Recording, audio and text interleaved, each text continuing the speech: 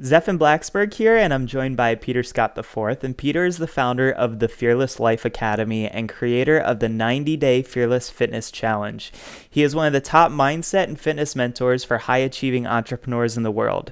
Peter's life was consumed by fear at a very young age, having to tell his mother at 10 years old that she was no longer suitable to raise him because of her alcoholism, and later having to watch his father give up on life and drink himself to death. Since then, he has dedicated his life to empowering others to leverage fitness as a tool to overcome their fears, doubts, and limiting beliefs. Peter's journey to success has been anything but a straight line. Starting his career in investment banking at a prestigious firm in Chicago, he soon realized he was miserable and completely disconnected from his life's purpose. After several years of investment banking and private equity experience, Peter left his job to launch his career in the personal development industry, working for a Chicago-based company called Lifebook. At Lifebook, Peter became the highest earning sales consultant in the history of the company. Despite 4 successful years at Lifebook, Peter was being called to share his message with the world. So he left the security of his paycheck behind, moved from Chicago to San Diego, and launched his own coaching business. Peter now mentors high-achieving entrepreneurs to get fit in less time so that they double their income and become unstoppable. And today he's hanging out with me. What's up, Peter? What's up, Zephan? Thank you so much for that introduction. It's a pleasure to be on the summit. Yeah, man. I am a little bit jealous of you because, as we were talking about before, you're on the West Coast. You got to move out there, and that's kind of on my list of to-dos right now. So I can't wait to meet you out there Yes, in the after very, six years in Chicago and bitter cold winters, I'm finally made it out to San Diego, where the quality of life is much much better. yeah, So man. I'm waiting for you to come out here. I'll be there soon. I'll be there soon. So Good. just give me what we got, 5 hour plane ride, right? So I'll see you Yeah, in a few hours by exactly. dinner Yes. time. So I wanted to bring you on for a couple of reasons. I was asking around for people and just saying, like, who is it that has this just amazing story of not only success but just staying true to who they are, right? Like, it's one thing to build a successful business. It's another thing to really live out your life in the same way that you teach and show others. And you are somebody who resembles that. I've been following. You just launched an amazingly successful book. We'll talk about that in just a moment. I'm hoping maybe you can share just a little bit about, your history and what has shaped you to get to where you are right now. Absolutely, I can. And, as you read in the bio, it's been anything, Zephan, but a straight line. I think we are conditioned to believe that, at least I was at a young age, that, okay, in order to be successful, and that's really in the financial term, right, of making a lot of money, I just need to get a secure job that pays a lot of money and climb that corporate ladder. And I started my career doing that. I actually started my career in investment banking, which is completely different than what I'm doing today in mentoring high performing entrepreneurs to literally conquer their fears so that they live the life they only dared to imagine. Now, that idea of supporting these entrepreneurs around fear came from my own experience of literally, Zephan, living a life consumed by fear. Like when I was a kid, I had some very, very challenging moments where both my parents were battling alcoholism. You shared that at 10 years old, I had to literally sit down in a courtroom and share with my mom and tell her she wasn't suitable to raise me anymore because of that alcoholism. And I started to become this like people pleaser, this person who needed to seek love and validation outside of himself because I didn't feel it from my own parents at that time. And there was a pivotal moment in my life when I was 25 when my dad literally, after years of his health declining, gave up on life and drank himself to death. And I remember being in the hospital room and asking him and being like, "Why did you do this to yourself? Why did you do this to me?" And he said, because he was afraid. He was afraid of not being enough, of not living up to his parents' expectations. And that moment, Zephan, was so eye-opening for me because it's literally what I was doing my entire life as well. I was in this career in investment banking because it's what my family thought was the right thing to do. It's not something I was passionate about. You know what I mean? And so those moments in life that are like our most painful sometimes create the greatest lessons we could ever experience. And from that moment, I just went on this journey for about 5 years of saying, okay, let's I was reading books, I was attending courses, I was hiring mentors, I was doing everything I possibly could to understand how fear has impacted my life, to face those fears and overcome them. And then through this process, a business was built where I mentor others to do that. Very cool. And I have to say that in a sense, I'm happy for your story because it's turned you into such a great person now. You know, so many people come off of hearing that and say, "Oh, I'm so sorry," but I see you and I see what you're doing right now. And I mean, you've become such an amazing person for it. So, you know, I congratulate you on just being open and honest with it and really letting everyone know about it so that they too can really dig deep and figure out what it is that's stopping them from living the way that they want to. So, you know, for Thank that, you. just wanted to give you, you know, a little nod. I Um, appreciate that. it it begs the question, like, how do we create this life? Because I mean, everyone wants the secret sauce, everyone wants the Yeah. equation. Of course, it's a different journey for everybody, so there is no like, hey, if you do A plus B, you're gonna get C and that's it, right? It's a Yep. little more complicated than that. But I definitely think that, and you probably teach this too, is that there are ways to overcome fear and create the lifestyle that you want. So I'm curious to hear from you. You know, do you have anything that you've put into place in your life? You know, whether it's some people do meditation, affirmations. Do you have any sort of routines that you have so that, you know, throughout each and every day you have consistency towards your goal? Absolutely, I do. Yeah. So I'll share some of those. But before I even get into that, to answer how do you create this life, Zephan, for me, it was first creating the belief that it was possible.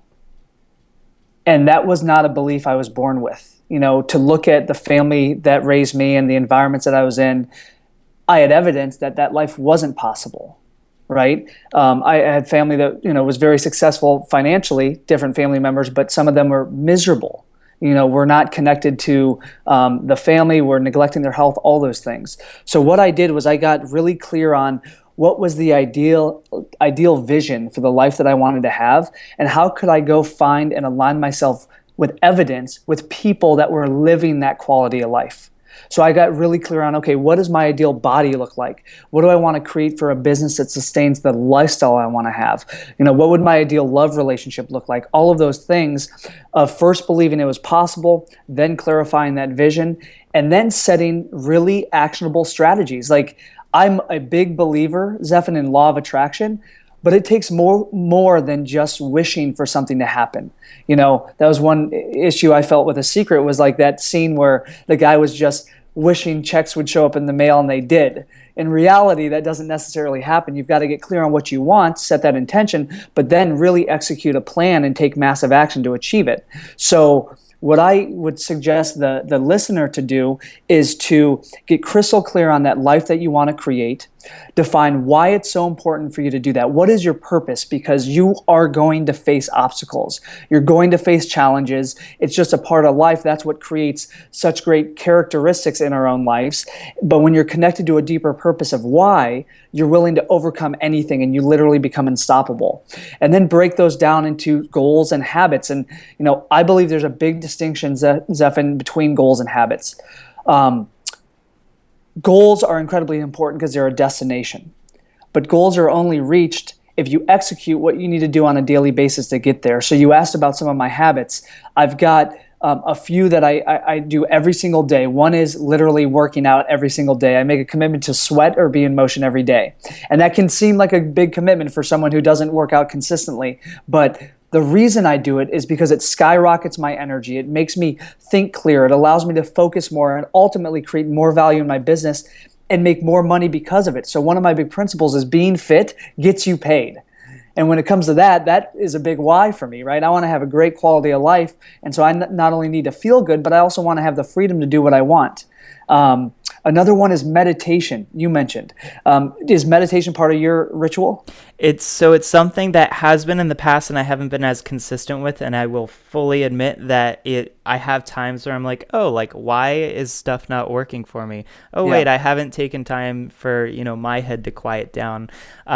So in a sense, I don't do meditation the way that most people picture it, Yep. but I joined a rowing team. I joined a crew team. And for me, my meditation happens on the water when, believe it or not, my body might be fully spent. But Yes. it's a good time for me, for my mind to, they always say, keep your head in the boat. That's the only time for my head where I'm super quiet and everything is just 100% at peace, even if the boat's rocking side to side and I'm like on the verge of death. Man, I love that. Yeah, and I get the same experience. stand-up paddleboarding, doing that a lot out here in San Diego. But meditation was so powerful for me, whether it's, an intended sitting down and just like focusing your mind on your breath. And, one of the reasons I do it is because it literally slows down time for me. It creates space between, an event that happens and my response to it. Instead of reacting, which can be emotional, right? I can actually consciously respond and not get triggered by things that, slow me down or come up unexpectedly in life. I made it an intention to meditate before this interview. I wanted to really be present during this time together, and that's what allows me to do that. So I make a commitment actually to meditate every single day for 20 minutes. And there are days when I don't do that, right? I want to acknowledge that we are all human, and you want to stay as committed as you possibly can. But there will be days where you fall off on a certain habit. Another thing that I do is I study every single day an aspect of my business, whether it's coaching or marketing or copywriting or driving traffic, whatever that is. I know there's certain skill sets I have to master to become the best in the world at what I do. And that's my commitment, is to reach that level. And it just comes from daily execution and commitment around studying your craft. Very cool. But I have to ask, when it comes to figuring out this business, because many people listening in are entrepreneurs, but many are also considering entrepreneurship because, as you know, a lot of them would like to leave the 9 to 5 behind, Yes. which just so you know, when you become an entrepreneur, it goes from 9 to 5 to 7 a.m. to midnight. So Yes, be ready for that. That's exactly right. But how do you figure out what to do next? I got a film degree in college after I had a marketing job doing video. And then I was working at the Genius Bar at an Apple store, which had absolutely nothing to do with, what I was doing, and then left to start a video company. And still, even then, I had trouble figuring out what it was that lit me up, and ultimately somebody pointed out to me it was storytelling. But it took so long to get to that.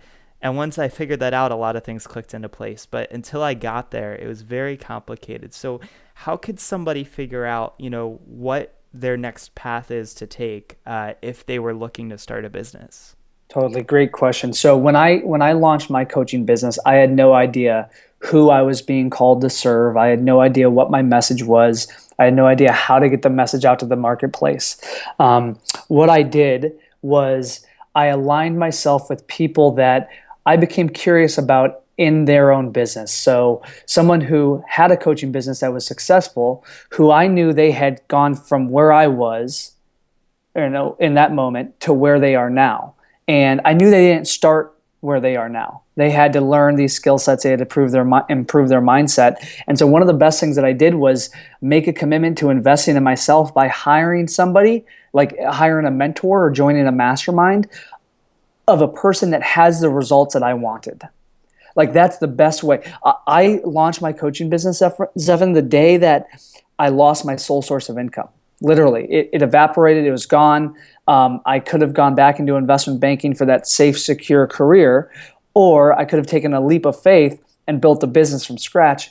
And I was able to do that because I made a significant investment in myself as somebody who could mentor me and teach me those things and literally compress time. So what would take maybe somebody 5 years to do, I could do it in a year because I had somebody who's done it before. Does that make sense? Mm-hmm. Yeah. That was the biggest thing for me. And constantly learning about these different businesses. I didn't know what type of coaching business I wanted to build. A lot of people on this call aren't even wanting to be coaches, but they're wanting to build their own business. It's look at the different businesses out there and really set the intention of learning about those people that have become successful at that craft that you want to master. And, understand that doesn't happen overnight. That's a big thing. One of my favorite sayings is it takes 10 years to become an overnight success. Oh, yeah. Right? It's something that people don't see, but as soon as, if you jump on social media, you'll see everyone posting about, oh, I built a 6-figure business in a year. They don't tell you about the 8 years of failures that happened before that. Exactly, exactly. And all we see is, we see other people's highlight reels. When we're on Facebook, we compare our own behind the scenes to their highlight reels because that's what you usually see, right? So you got to realize, listen, okay, that may be their highlight reel. It could be a reality or it couldn't, but we need to look at, okay, how can we be honest about where we're at, be clear about where we want to go, and make the commitment of just taking one step every single day. Very cool. So Yeah. you took a lot of steps that led you to releasing a book very recently. Maybe share with people what the book is called and some of the things that you go over inside of it. Absolutely. So the book is called The Fearless Mindset: The Entrepreneur's Guide to Get Fit in Less Time, Double Your Income, and Become Unstoppable. And this was a 2-year journey from thought to launch. I wrote it for about a year, and there was a lot of months in there of procrastination and fear of getting it out there, worrying about what my family will think, will the marketplace, receive value from it, all of those things. The message of the book is basically, when I say fearless, Zephan, I don't mean that you're without fear. When I say fearless, I mean you have the courage to act in spite of those fears. When I was writing this, I interviewed some of the most successful entrepreneurs that I knew, and every single one of them experienced fear. So the fascinating thing is that I uncovered and dissected and delivered their mindset around fear, their skill sets, their habits that they do every day to put them into this unstoppable state so they feel like they can conquer anything. I teach about specific things in business on how to accelerate the growth of your business and make more money and all those things. And it's been a very, very successful launch. It's incredible for me to have it out there. And any of the viewers can check that out at thefearlessmindset.com if they want to.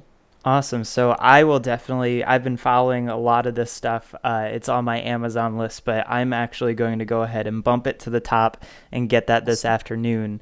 The problem with interviewing so many people is like, everyone's like, I got a book, you should read it. I'm like, guys, like I read like a book or two a month. Like I'm Totally, not this yes. good at reading. But yeah, I will definitely be checking that out. Talk a little bit about the fitness side of things because you brought up a good point is that even if you have a business, if your body isn't capable of handling, what you need to do to run that business, then you're out of an income. Being a video guy, I carry gear around all the time, so I at least have to make sure that my back doesn't go out or I don't, sprain my ankle or something like that. Talk a little bit about the fitness side of things and, is there a way people could do this easily? Because everyone looks at the gym and goes, ugh, but it's cold outside or it's raining or, I don't have enough time. And I know that, these are not good enough excuses and there has to be an easier way. So what is that way to really get the body or the fitness level that you want? Absolutely. So I would say step one, Zephan, would be to get very clear on your purpose of why you want it and really make it a compelling purpose. If your purpose is just to look better, which is a benefit, which we all want, oftentimes that's not deep enough to overcome the obstacles or the excuses that we have around fitness. So when I watched my father literally like deteriorate, like give up on life and watch his health deteriorate, it opened up my eyes to the fragility of life and how tomorrow is not guaranteed to any of us. I made the commitment in that moment that I wanted to become an example of what a healthy life looks like, a life of vitality, a life of strength, a life of power, all those things. And for me to do that, I couldn't just say that I lived that life. I had to be that. I had to express it. And that became a deep drive to me. What I did was making that commitment to be in motion every single day. A wise man, I think Jack Canfield once said, 90% is a bitch, but 100% is easy. When you make that commitment to go all in, like you're fully committed. You're no longer looking for those days to take off. And a lot of people have that challenge of, well, I just find fitness boring or it's not fun. But many of those people, I believe, haven't put in the time to think about what they enjoy about fitness. If you want to lose weight and you go to a gym and you hire a personal trainer and he just tells you to go run on a treadmill for 60 minutes a day, if he said that to me, I don't care how great the results would be, I would never do it. because that doesn't, I don't enjoy that. What I do enjoy is variety. I do enjoy going outside. So I'll do a mix between CrossFit and yoga and weight training and surfing and all these different things because it's fun. It's different for me all the time. And I think the most important thing when you start, self-discipline and willpower, you think, you need to start a habit. You don't need those things to maintain a habit. What you need is accountability. Accountability is so crucial. So for me, I've had mentors, I've been parts of masterminds where not only was I committed to doing this, but I was held accountable by this group of people that I trusted that I didn't want to let down.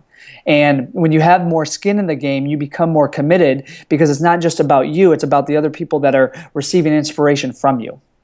And so I have found that fitness is extremely helpful in the mindset portion, really, because for me, especially with rowing, and this was something that I only picked up in the last 2 years, you don't realize how far you can push your body. I don't know if you've ever seen, there's this great video, it's a YouTube video from some movie, but this football coach, puts a blindfold over one of the players and he's on his hands and knees and he's got to crawl from one end zone to like the 10 or 20 yard line with another football player on his back.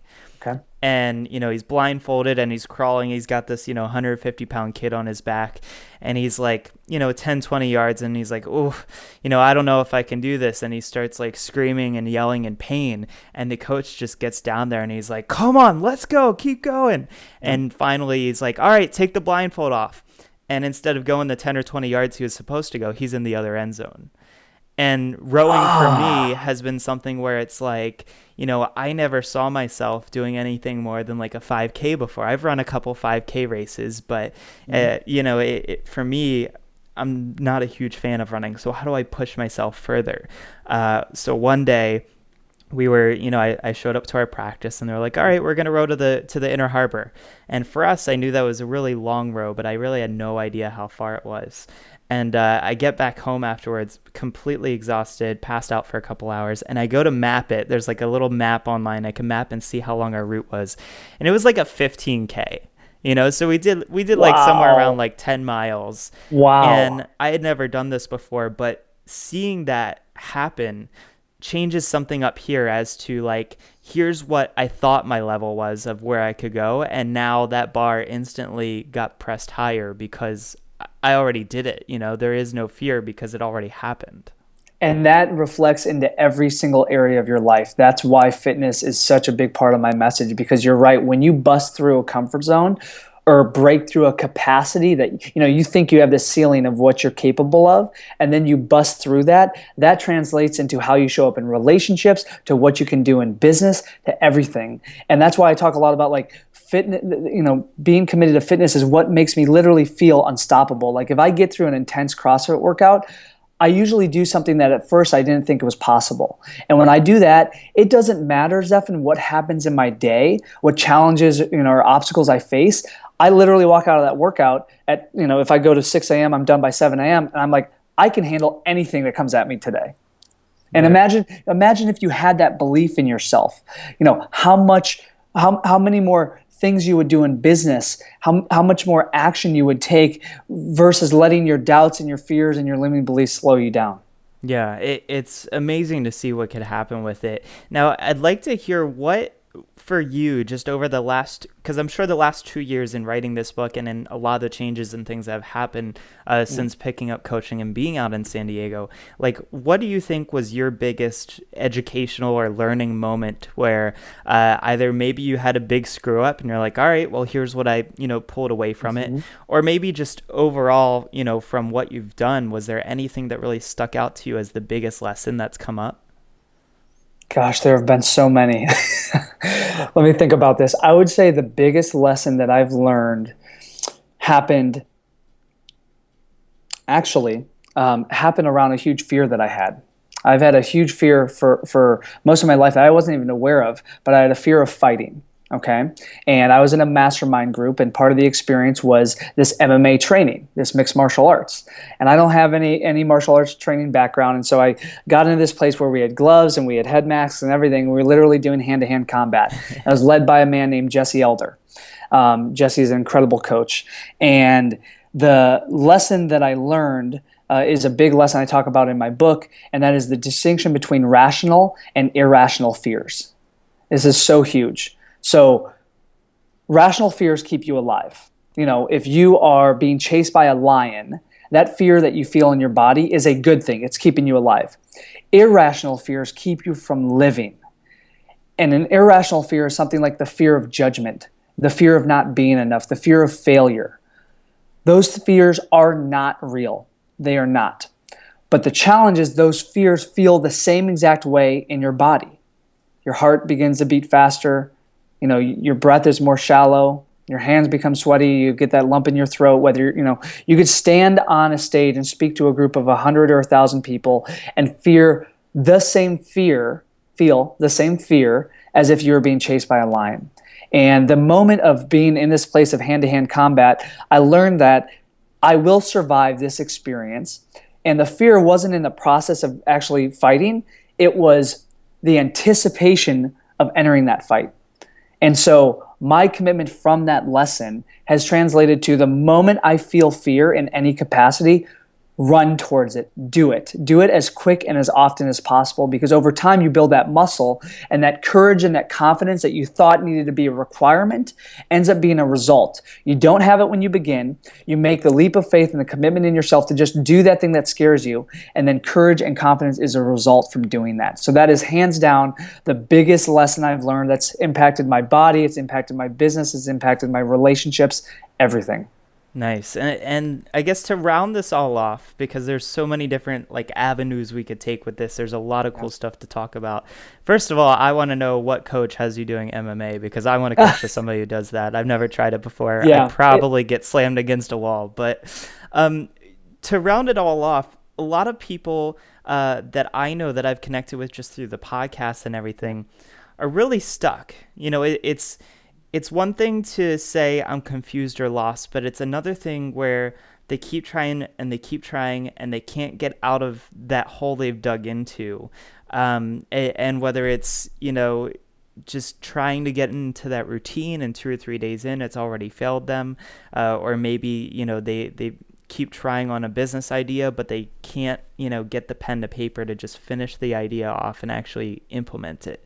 What advice do you have for people who are truly stuck and, want to get out of the hole that they've dug into, but don't necessarily know how to overcome, maybe it's the little voice in their head, maybe it's not enough motivation, but what do you think they should do? Great question. So first of all, I believe any big goal that you have, the journey towards that goal is not easy. So to expect it to be easy is almost like you're failing before you even begin, because the moment you experience a little bit of resistance, you slow down or you stop. So to have the mindset that this will be a journey, it will not happen overnight, and it will be challenging, but I'm committed to the destination no matter what, and I'm committed to enjoying the journey, even if it feels like I'm stuck. So that's number one. Number two is knowing that those moments of feeling stuck, there's a phrase I want to share. It's called commitment versus counter commitment. The moment you make a commitment in your life, the universe will test your commitment by offering a counter commitment. So you say, you know what, I want to lose 30 pounds. And then you show up at the gym that day and you get a great workout. And the days that follow, you get all sorts of obstacles and excuses of why, now's not the time to do it. That's literally the universe testing your commitment. So expect that area and continue to move through. And I shared this before, Zephan, and this is so important. The moments that I feel stuck, the fastest way for me to get out of those moments is to reach out to the people in my life, and instead of ask for help, ask, how can I help you? It puts you in this place of gratitude and appreciation for your life. And when you become that servant of saying, how can I create value for you? What's going on in your life that I can support you in? You just become more happy and fulfilled and passionate about your own life. And because of that, things start opening up. And when you have a group, an accountability group or a mastermind to confide in, you're not alone. Like when you're stuck, the last thing you want to do is be alone. Align yourself with other goals or facing similar challenges, and the more you spend time with them, the more unstoppable you become. Very cool. Well, I think that's the best way to round this off. Real quick, again, could you share both your website and where people can check out your book and how people can keep track of what you're up to? Absolutely. So the viewers can check out the book at thefearlessmindset.com. They can pick up a copy there, and make sure also to download all the free bonuses. I include all the expert interviews in there in my free video course when you get a copy of the book. And my website you can check out is designafearlesslife.com. That's my blog. And the final thing is I'm doing my first live event called the 3-Day Fearless Life Academy in San Diego in September. And you can check that out at thefearlesslifeacademy.com. Cool. So say it again, the Fearless. Yeah, thefearlesslifeacademy.com. Awesome. Just wanted to make Yeah. sure we got that. And just Thank so you you for know, asking. I am wearing my Conquer shirt for you today. I love that shirt, by the way. That is awesome. Yeah, man. So thank you so much for being here. It's been great speaking with you. Everyone, check out those websites. Definitely get a copy of the book. And thanks for spending time with me.